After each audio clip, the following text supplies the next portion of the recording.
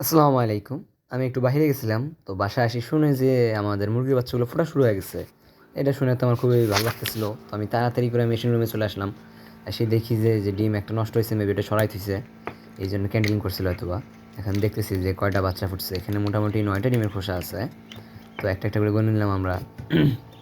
এখন মনে করেন দেখতে পাচ্ছেন আমাদের সেই কাঙ্ক্ষিত জাদুর বক্সটি খুলবো। দেখা যাক এই জাদুর বক্সে কি আছে? মাশাআল্লাহ, মাশাআল্লাহ, মাশাআল্লাহ! দেখতে পাচ্ছেন যে আপনার এখানে অনেকগুলা, অনেক না, আরকি বেশ কয়েকটা বাচ্চা ফুটে আছে। ২৬ টা ডিমের এই দেখেন কানিতে একটা ডিম। বাচ্চা ১, ২, ৩, ৪ বাচ্চা ৭, ৮, ৯, ১০ টা। টোটালে আছে ১০ পিস বাচ্চা হইছে। এই দেখেন একটি খোসা, এটা সরাই রাখি। মনে করেন এগুলা সরাই রাখতে খুব উপকার হয়। নাহলে একটা ডিমের ভিতরে একটা ঢুকে যায় এবং পরবর্তীতে ওই ডিমটা ফুটতে আরকি ঝামেলা হয়। ওই ডিমটা অনেক সময় বাচ্চার ভিতরেই মারা যায়। বাচ্চাগুলো একপাশে সাইড করে দিচ্ছি। কারণ এগুলা অনেকে ডিমের সাথে থাকলে কেমন একটু আলাদা করে দেখি, ওরা ওদের মতো থাকুক। বাচ্চাগুলো দেখতে মাশাআল্লাহ অনেক সুন্দর হইছে। বাট আমার একটু এবার কনফিউজ লাগতেছিল। অরিজিনাল মিশরীয় ফার্মির বাচ্চা ২-১ টার কালার একটু অন্যরকম আসতেছে কেন জানি। দেখতেছেন যে এখানে ডিম অনেকগুলো কোনাইছে।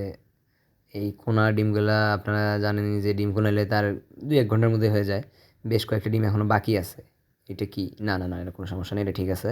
ভাবছিলাম ফাইটা গেছে মেবি। তো কোনো সমস্যা নেই। আর কয়েকটা ডিম আছে। ইনশাআল্লাহ এটা আশা করা যায় যে কালকের মধ্যে ফুটে যাবে। এই হলো আজকে আমাদের ভিডিও।